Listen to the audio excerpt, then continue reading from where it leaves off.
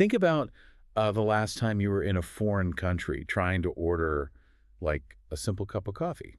Or maybe you were just trying to explain a really technical concept to a complete beginner at work. Oh, yeah, that classic deer in the headlights feeling. Exactly. You know that feeling where your brain just completely freezes up, you drop words, you start panicking, and suddenly you feel like you can barely communicate a basic thought. Right, your working memory just gets totally overloaded. Yeah, so I want you to imagine, just for a second, that you are holding the literal blueprints engineered to prevent that exact physiological state. That would be incredibly useful. Right. Not just a transcript of things already said, but the actual architectural drawings for how to build a human interaction from the ground up. Because how do we teach someone to talk about their lives, their habits, their weekends in a completely new language? Yeah. It's a massive undertaking. Which is wild to think about because, we take it for granted in our native tongues. When we speak fluently, we aren't thinking about the blueprints at all. We just walk freely through the house. You don't think about where the load-bearing walls are. Exactly. But when you are learning or when you're teaching, you need to explicitly see where those walls are.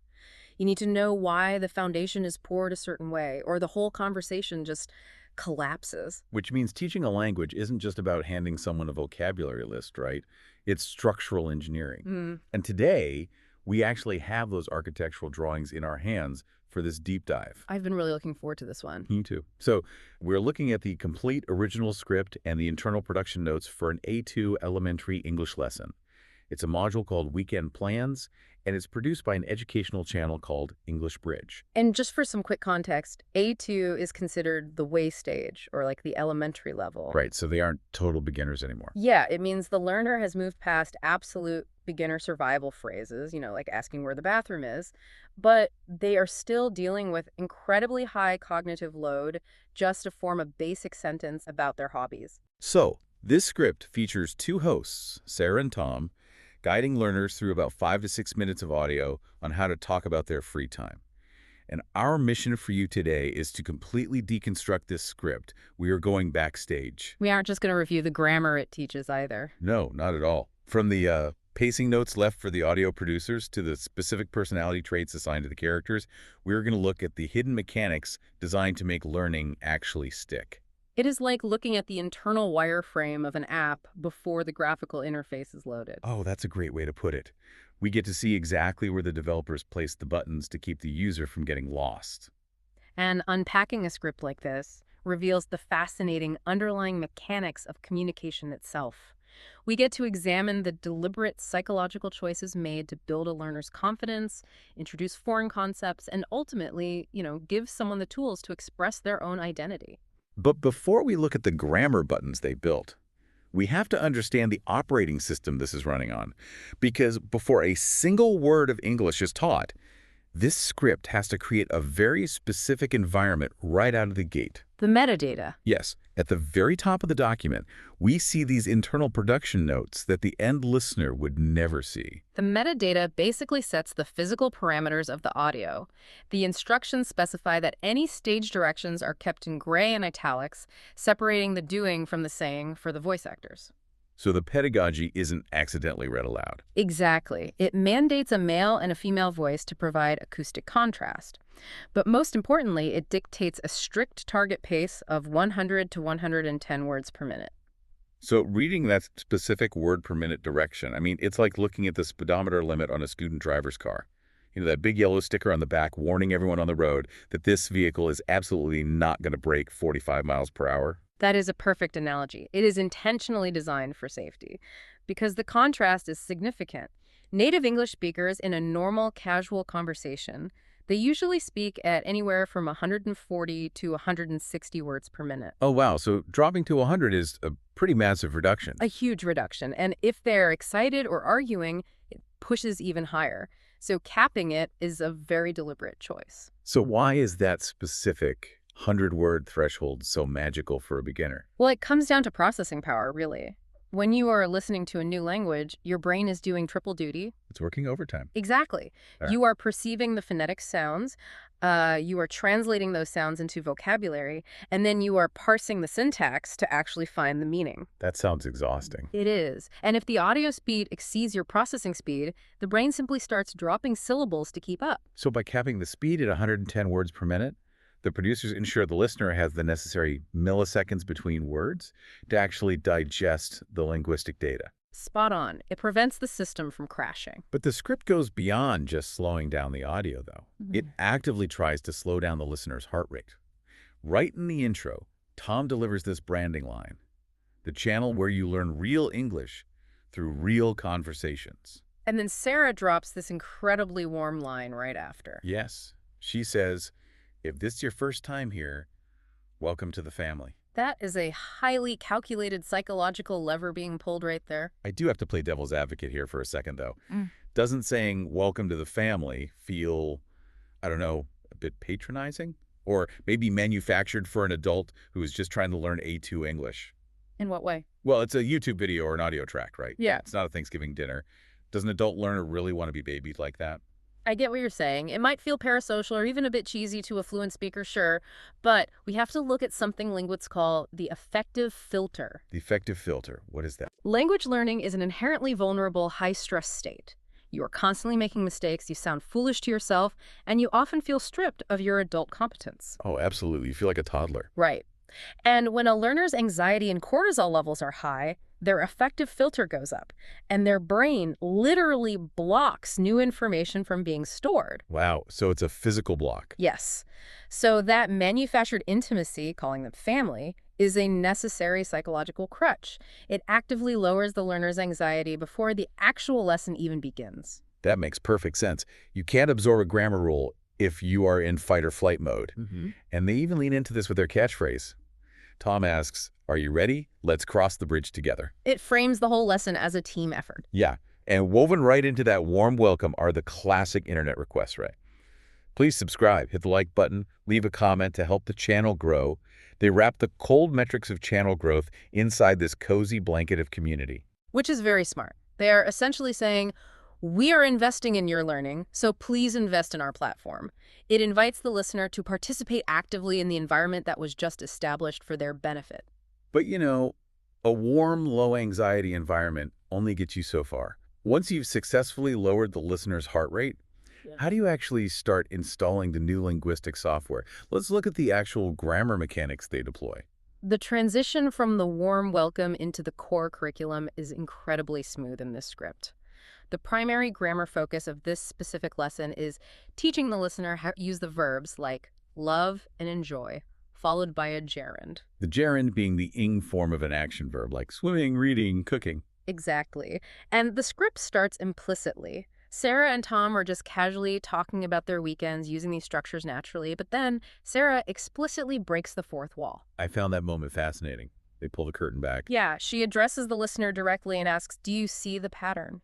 Instead of just hoping the listener absorbs the grammar through osmosis, she drops a microscope onto the sentence. This highlights the difference between implicit and explicit learning for adults. Children can absorb language implicitly just by being surrounded by it. Adult brains, however, usually require explicit pattern recognition. We need to see the formula. We do, by asking, do you see the pattern? Sarah snaps the listener's attention to the structural mechanism. She then provides direct, isolated examples. Read, reading, cook, cooking, swim, swimming. She strips away all the conversational fluff so the listener can clearly see how the linguistic gears fit together. And immediately after she isolates those gears, Tom jumps in and tells the listeners point blank, listeners, repeat after me. Ah, yes, the classic repetition drill. I always wonder about that technique. I mean, isn't the whole repeat after me drill a bit outdated? It feels very much like rote memorization from like a 1950s classroom. It definitely sounds old school, yeah. But it is fundamentally about motor skills. Speaking a new language requires your mouth, tongue, and vocal cords to move in unfamiliar ways. You are building new muscle memory. So it's a physical workout, not just a mental one. Exactly. Hearing a word and understanding it is passive, but physically producing the sound forces active neural pathways to form. It bridges the gap between comprehension and actual speaking. Let's look at the specific vocabulary they are drilling, though. Why group like, love, and enjoy together? If the goal of an A2 lesson is just to teach someone to state their hobbies, why not just stick with the easiest option, I like? Why complicate the cognitive load with 3 different verbs that essentially do the same job? That touches on a deep psychological aspect of language acquisition, linguistic identity. Linguistic identity. Yeah. Think about how frustrating it is when you can't fully express your personality in a new language. If you only know the phrase I like, you are restricted to a very binary, almost robotic existence. You either like something or you don't. Right. I like food. I like sleep. You sound like a caveman. It strips away all your nuance as an adult. Precisely. By teaching like, enjoy, and love simultaneously, the script restores a spectrum of emotion to the learner. Now they can express degrees of preference. So they can say, I enjoy reading, but I love playing football. Exactly. It grants the learner emotional nuance and agency. It makes them feel like a real, multifaceted human being in this new language, rather than just a machine reciting flashcards. You want to feel like yourself when you speak. But you can't be yourself if you only have one flavor of enthusiasm. The challenge, though, is that grammar rules like adding ing to a verb, they just evaporate the second you close the textbook unless they are anchored to something real. You can't just hand someone a spectrum of emotion in a vacuum and expect them to remember it. Memory requires context. Human brains are terrible at remembering abstract data, but we are exceptional at remembering stories and people. The writers know this, so they provide narrative context by heavily contrasting Tom and Sarah's weekend routines. The character details in the script are delightfully specific. Tom is clearly established as the ultimate weekend homebody. He celebrates the arrival of Friday. He specifically states he loves watching movies at home, making popcorn, and relaxing on the sofa. A very relatable guy. And the most relatable detail, he sleeps in until 10 or 11 o'clock on Saturdays. He mentions playing some afternoon football, but his core identity is this low-key, relaxed guy. Whereas Sarah is constructed as his polar opposite. She enjoys going to the park. She wakes up at 7 a.m., even on the weekend, because she likes the quiet morning.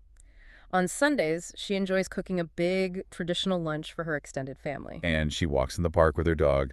The detail they gave this dog actually made me laugh out loud. Oh, Biscuit! Yes, Biscuit. Tom asks if she goes to the park alone, and she says no, she goes with her dog, whose name is Biscuit. And then Tom laughs, and Sarah replies, he is small and brown, just like a biscuit. It seems like a throwaway, endearing moment in the dialogue, but it actually serves a vital cognitive function. How so? Because to me, it just injects a much-needed dose of personality into a vocabulary list.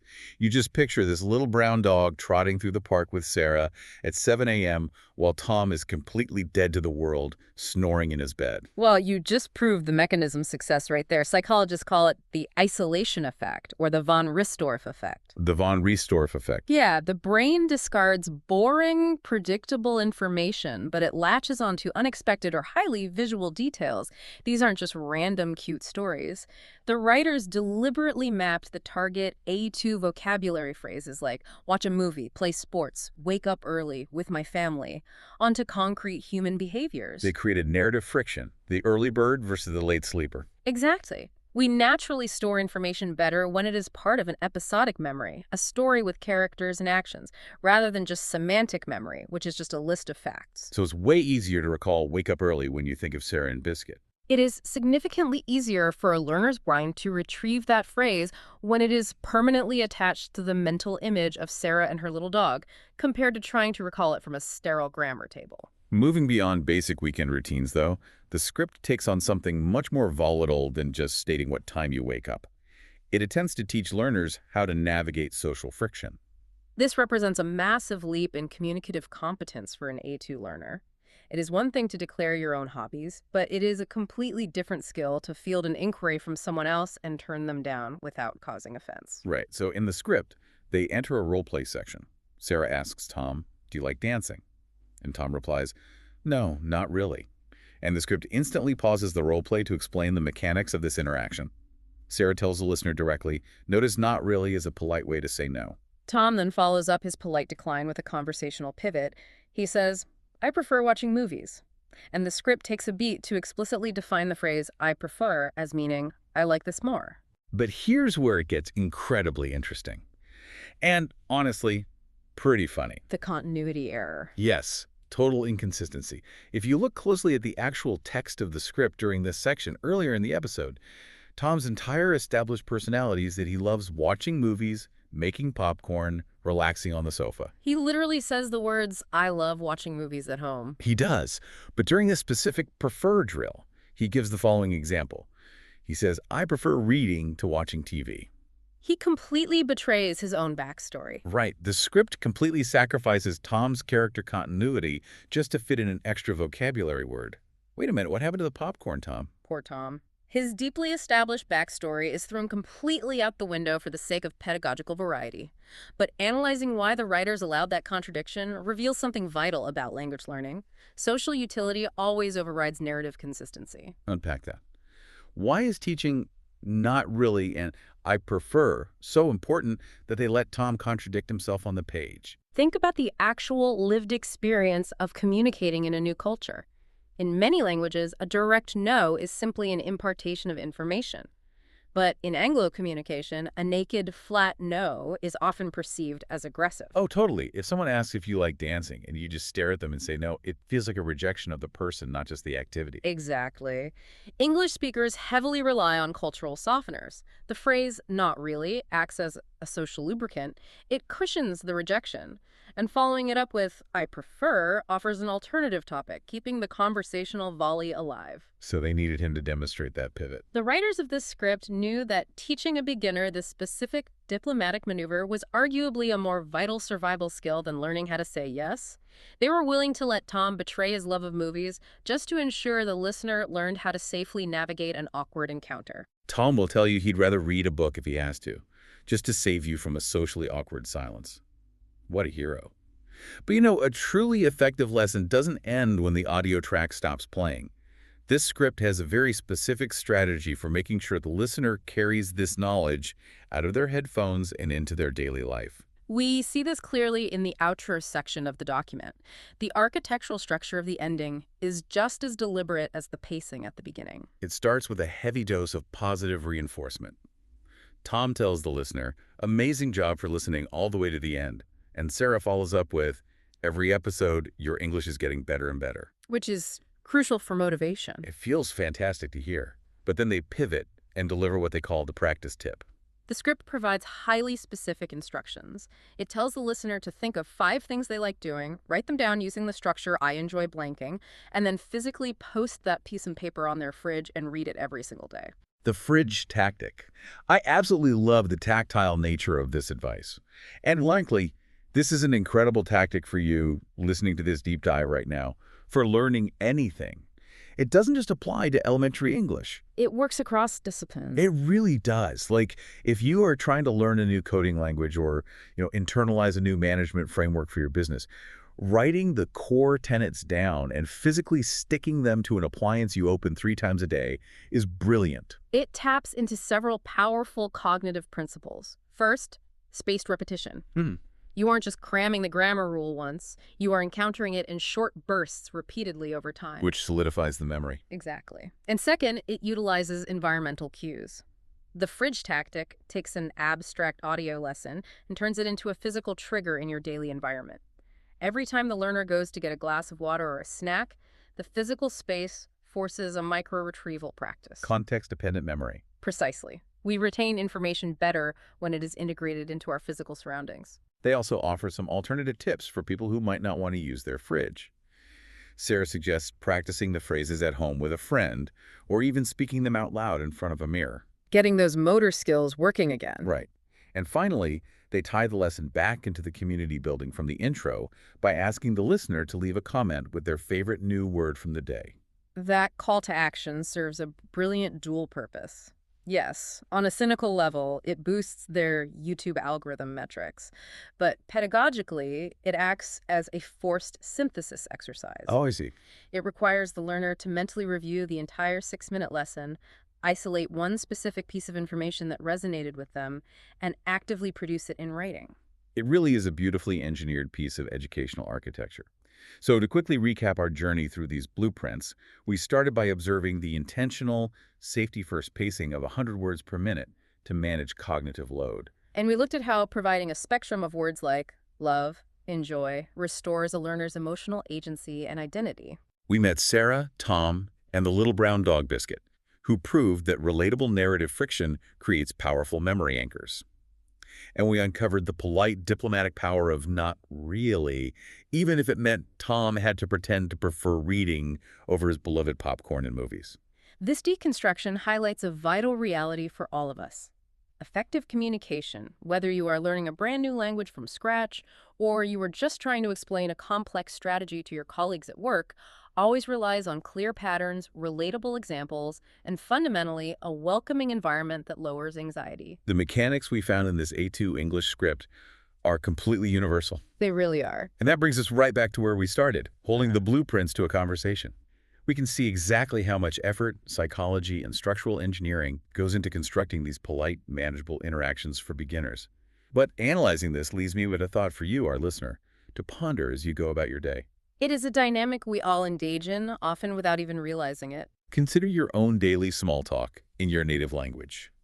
When you are standing by the coffee machine at the office or chatting for 2 minutes before a Zoom meeting officially starts, how often do you use polite, stock phrases or even minor contradictions, like saying you prefer reading when secretly you just want to go home, turn your brain off, watch movies, and eat popcorn on the sofa just to keep a conversation moving smoothly? It's all about avoiding the social friction. Exactly. Maybe we are all just reading from an internal script, trying to keep our social interactions safely cruising at a comfortable 100 words per minute to avoid any real crashes. Something to think about next time someone asks you about your weekend plans. We will catch you on the next deep dive.